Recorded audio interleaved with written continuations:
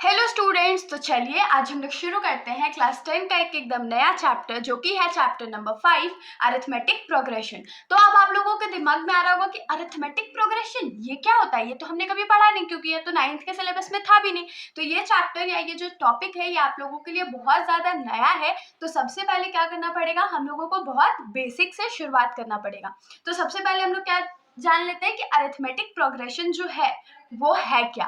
तो arithmetic progression जो है वो एक ऐसा सीक्वेंस ऑफ नंबर्स होता है जिसके बीच में कॉमन डिफरेंस जो होता है वो सेम होता है दो नंबर के बीच में। और उसके बाद इससे रिलेटेड बहुत सारे फॉर्मूलाज भी हैं जो अभी हम लोग पढ़ेंगे। तो चलिए सबसे पहले हम लोग इसके डेफिनेशन से लिखते हैं। तो हम लोग यहाँ पर लिखेंगे अरिथमेटिक प्रोग्रेशन जो है उसको जनरली हम लोग एपी से भी डिनोट करते हैं। क्योंकि अरिथमेटिक प्रोग्रेशन बहुत ज़्यादा लंबा है ना, इसीलिए बुक में हमेशा ये एपी ही लिखा हुआ मिलेगा आप लोगों को। तो हम लोग यहाँ पर लिखेंगे AP is a sequence of numbers which has a common difference. तो अब इसका मतलब क्या हुआ भाई, तो देखिए एपी जो है वो एक ऐसा सीक्वेंस ऑफ नंबर्स है कि जब इसके सेकेंड टर्म से फर्स्ट टर्म में हम लोग डिफरेंस निकालें या थर्ड से फोर्थ का निकालें, फोर्थ से फिफ्थ का निकालें, मतलब कि जब कॉन्जिक्यूटिव जो नंबर्स है उसका जब हम लोग डिफरेंस निकालेंगे तो वो हमेशा कॉमन आएगा। जैसे कि मान लीजिए हम लोग एक एग्जाम्पल लेते हैं 1 2 3 4 5 6 डॉट डॉट डॉट। देखिए इसमें क्या है, ये एक सीक्वेंस ऑफ नंबर है ना। अब मान लीजिए ये हमारा A1 है, ये A2 है, ये A3 है, ये A4 है, A5 है और ये A6 है। तो मैंने क्या बोला था कि कॉन्जिक्यूटिव नंबर्स का जो डिफरेंस होगा वो सेम होगा। तो कॉन्जिक्यूटिव नंबर्स यहाँ पर ये दोनों हैं, फिर ये दोनों हैं, फिर ये दोनों हैं, फिर ये दोनों हैं और फिर ये दोनों हैं। तो हम लोग सबके बीच का डिफरेंस निकाल करके देख लेते हैं। जैसे कि अगर मान लीजिए A2 माइनस A1 करते हैं, हमेशा सेकेंड टर्म में से फर्स्ट टर्म को माइनस करना है। तो A2 हमारा क्या है 2 है, A1 क्या है 1 है, तो यहाँ क्या आया 1 आ गया। फिर A3 माइनस A2 करेंगे, ये दोनों भी तो कॉन्जिक्यूटिव टर्म्स है ना, तो ये क्या हो जाएगा 3 माइनस 2, क्योंकि A3 का वैल्यू हमारा 3 और A2 का वैल्यू 2 है, 1 है। देखिए इन दोनों के बीच में कॉमन डिफरेंस जो है वो सेम आया ना। वैसे ही जब हम लोग सारे अलग अलग नंबर्स के लिए करेंगे तो हमारा जो कॉमन डिफरेंस है वो सेम आएगा। ये पहले होता उसके बाद ये होता, तो सब में हमारा जो कॉमन डिफरेंस है वो 1 है। इसीलिए हम लोग क्या बोल सकते हैं कि हाँ ये जो सीक्वेंस ऑफ नंबर्स है, क्योंकि इसका कॉमन डिफरेंस सेम है इसीलिए ये अरिथमेटिक प्रोग्रेशन में है। अगर इसका कॉमन डिफरेंस जो है वो सेम नहीं आता तो ये एपी नहीं होता। मान लीजिए एक और एग्जाम्पल हम लोग ले लेते हैं 4 7 9 13 17। मान लीजिए तो यहाँ पर ये हमारा क्या है A1 A2 A3 A4 और A5। ये भी हमारा सीक्वेंस ऑफ नंबर ज़रूर है, लेकिन इसमें दिक्कत क्या है कि हमारा जो कॉमन डिफरेंस है वो हम लोग को चेक करना है ना कि डिफरेंस जो है वो सारे के नंबर्स के बीच में सेम है कि नहीं है। तो पहले A2 माइनस A1 करते हैं, तो ये क्या हो जाएगा 7 माइनस 4 दैट इज 3 हो जाएगा।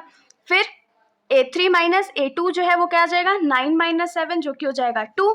फिर A4 माइनस A3 हो जाएगा, तो हो जाएगा 13 माइनस 9 दैट इज 4। देखिए यहाँ पर जो डिफरेंस है वो अलग अलग आ रहा है ना, क्योंकि यहाँ पर जो डिफरेंस है वो अलग अलग है इसीलिए ये अरिथमेटिक प्रोग्रेशन नहीं है। जब भी आप लोगों को पूछा जाए कि ये प्रूफ करके बताओ कि गिवन सीक्वेंस जो है वो अरिथमेटिक प्रोग्रेशन में है कि नहीं है, तो आप लोग को सिंपली क्या चेक करना है कि उसका कॉमन डिफरेंस सेम है कि नहीं है, डिफरेंस जो है वो कॉमन है कि नहीं है। और ज़रूरी नहीं है कि ये जो डिफरेंस है वो हमेशा पॉजिटिव है, नेगेटिव नंबर्स भी आ सकता है, लेकिन आप लोग को ध्यान क्या रखना है कि हमेशा जो डिफरेंस है वो इक्वल आना चाहिए।